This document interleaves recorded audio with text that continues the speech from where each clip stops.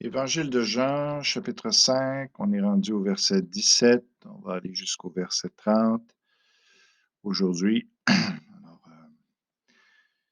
mais Jésus leur répondit, mon Père agit, jusqu'à présent, moi aussi, j'agis. Alors, même si Dieu a terminé son œuvre de création, puis qu'il ne crée plus, euh, c'est ça, ça ne l'empêche pas d'agir. Alors, il agit présentement dans le monde qu'il a créé. Et puis, il fait toutes sortes de choses. Il soutient la vie des hommes, des animaux, etc. Il dirige même l'histoire et tout ça. Puis, il continue à faire des miracles aussi et tout ça. Alors, Jésus dit, c'est cette œuvre-là là, que le Père continue de faire. Pas une œuvre de création, mais une œuvre de providence.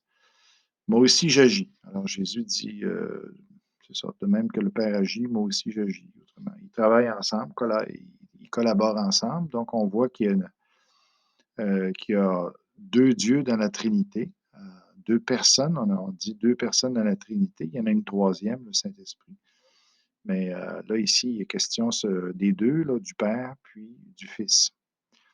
À cause de cela, les Juifs cherchaient encore plus à le faire mourir. Non seulement parce qu'il violait le sabbat, fait que pour eux, c'était grave, mais parce qu'il appelait Dieu son propre Père. Les Juifs n'avaient pas l'habitude de désigner Dieu comme leur Père. D'ailleurs, ils ne prononçaient même pas le nom de Dieu parce qu'ils avaient peur de violer un commandement qui disait tu n'emploieras pas le nom de Dieu en vain. Alors, ils ne prononçaient même pas le nom de Dieu. Alors ici, que Jésus ose appeler Dieu son Père, ça, c'était insupportable pour les Juifs, c'était un blasphème.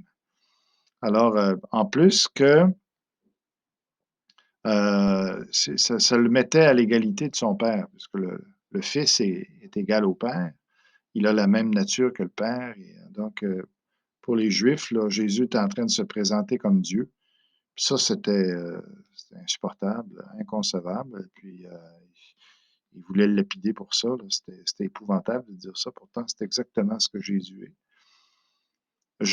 Jésus reprit donc la parole et leur dit en vérité, donc il insiste, je vous le dis, le Fils ne peut rien faire de lui-même, il ne fait que ce qu'il voit faire au Père, et tout ce que le Père fait, le Fils le fait pareillement. Alors, Jésus est à revenir, il veut pas, il se rétracte pas, autrement dit, il dit, écoutez, c'est ça la vérité. Il dit, moi, de moi-même, je fais rien, parce que je travaille pas indépendamment de mon Père. Alors, mais tout ce que le Père me montre, tout ce que lui veut faire, ben, moi aussi je le fais. Parce qu'on marche dans l'unité, on marche. Alors, dès que je vois que le Père veut faire quelque chose, je fais exactement la même chose. Et puis, j'ai le même pouvoir que lui. C'est ça. Sauf que, en tant qu'homme, je me laisse diriger par lui. C'est son plan à lui. On a décidé ça dans la Trinité, que c'est le Père qui concevait le plan. Moi, je fais juste entrer dans ce plan-là, puis c'est lui qui décide ce qu'on va faire, puis moi, je me soumets à ça en tant que fils. Car le Père aime le Fils et lui montre tout ce qu'il fait. Donc, le Père non plus ne travaille pas indépendamment du Fils. Ils travaillent en collaboration tous les deux et il lui montrera des œuvres plus grandes que celles-ci. Donc, il fait référence ici à la guérison du paralytique. Alors, il dit, c'est rien. Ça, comparativement à ce on va faire là, au fur et à mesure de mon ministère, c'est rien. Euh, il dit, alors, donc, je reprends, car le Père aime le Fils et lui montre tout ce qu'il fait. Et il lui montrera des œuvres plus grandes que celles-ci, afin que vous soyez dans l'étonnement. Donc, on voit que Jésus veut leur montrer qui il est, puis le Père est intéressé à ça, en montrant des grandes œuvres. Alors, comme le Père ressuscite les morts, donc ici, il précise quelle grande œuvre supérieure il est en train de parler. La résurrection des morts, c'est quand même pas rien, et donne la vie. Ainsi, le Fils donne la vie à qui il veut. Alors, la résurrection, c'est pas simplement de faire revivre quelqu'un, mais c'est de donner un corps un nouveau corps à cette personne-là. Donc, la résurrection, c'est pas une expression pour dire seulement je te donne la vie éternelle ou tu sais, tu vas vivre éternellement. Non, ça communique, tu vas vivre éternellement dans un corps glorifié. OK? C'est ça qui est la résurrection, c'est de ramener l'esprit de quelqu'un dans son corps à lui qu'il va avoir pour l'éternité. Parce que on n'est pas, on n'est pas destiné à être seulement des esprits, mais notre réalité, nous, en tant qu'hommes, c'est d'avoir un esprit, une âme, puis un corps. Fait que ces réalités-là doivent être tout ensemble. Car comme le Père ressuscite les morts et donne la vie, ainsi le Fils donne la vie à qui il veut. Alors Jésus a exactement le même pouvoir que le Père, mais il est soumis au Père dans la direction. Le Père ne juge personne, mais il a remis tout jugement au Fils. Donc, tout ce que Jésus prononce sur qu'est-ce qu'il statue, qu'est-ce qu'il affirme, ça vient du Père. Mais lui, là, Dieu lui a remis carrément, il a délégué carrément cette idée de jugement. Et aussi, ça va se refléter particulièrement au jugement dernier, où ce n'est pas le Père qui va juger les hommes, mais c'est le Fils qui va juger les hommes.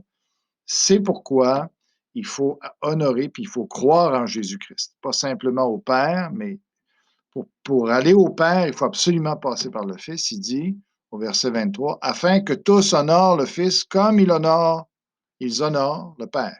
Celui qui n'honore pas le Fils n'honore pas le Père qui l'a envoyé. Donc, les gens qui veulent contourner Jésus pour aller à Dieu directement ne font pas la volonté de Dieu. Puis ils sont en train de déshonorer Jésus.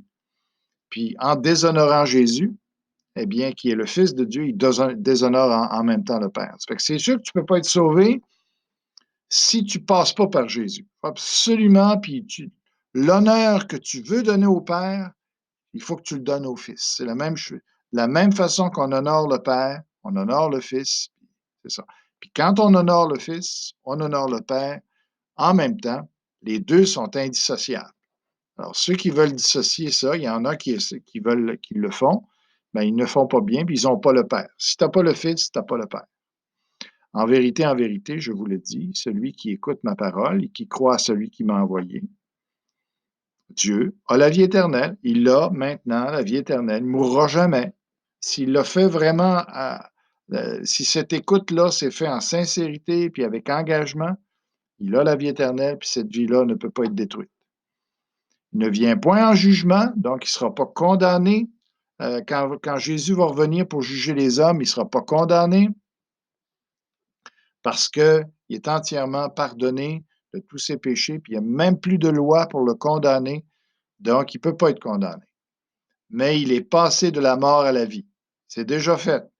Dès que tu mets ta foi en Jésus-Christ, que tu t'engages pour lui, tu lui donnes ta vie, eh bien, tu es passé de la mort à la vie. Là, à partir de ce moment-là, tu vas être capable d'entendre Dieu, tu vas être capable de voir ce qu'il veut pour toi. Et avant, tu étais mort, tu n'avais aucune communion avec Dieu. Tu sais, tu ne pouvais même pas l'entendre, tes prières n'avaient aucune efficacité, mais là, tu es passé à la vie. Là, maintenant, tu comprends la parole de Dieu, tu es en mesure de saisir la parole de Dieu, puis tu vois ce que Dieu attend de toi, puis le Saint-Esprit qui est en toi dirige ta vie. C'est ça la différence. En vérité, il insiste, je vous le dis, l'heure vient, et elle est déjà venue, où les morts entendront la voix du Fils de Dieu, et ceux qui l'ont entendu vivront.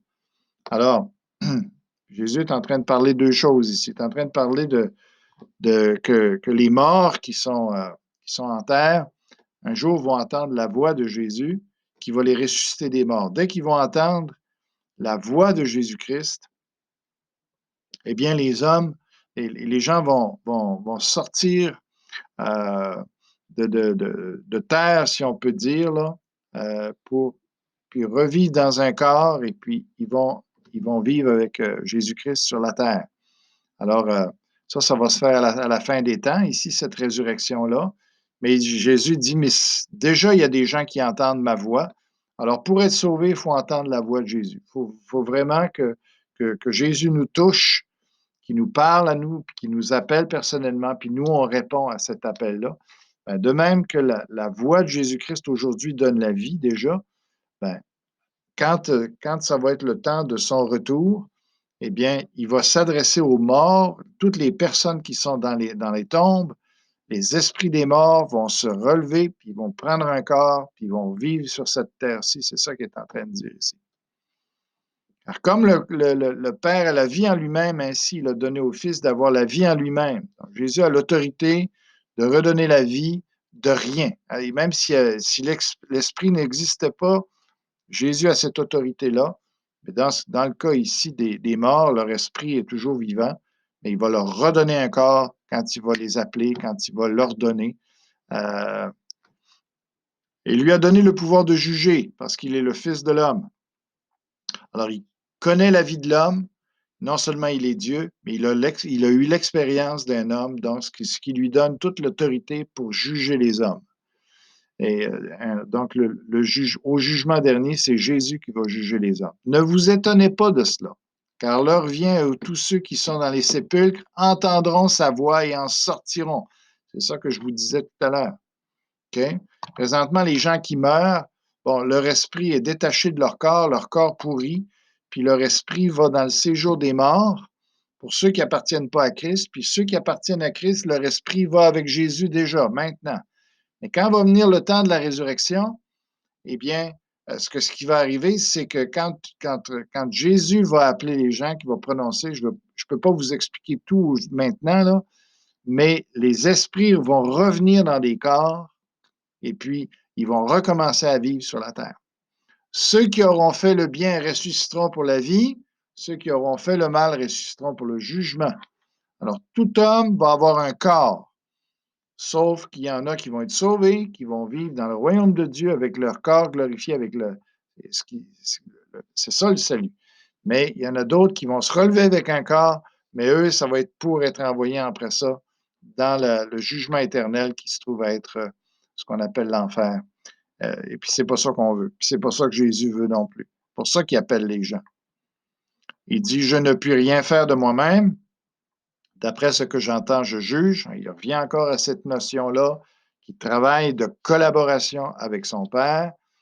Il dit, mon jugement est juste parce que je ne cherche pas ma volonté. Lui, il ne cherche pas à se glorifier, il ne cherche pas à se faire remarquer, tu sais, puis à agir indépendamment de Dieu. Ce qu'il veut simplement, c'est glorifier son Père, dire ce que son Père a à dire.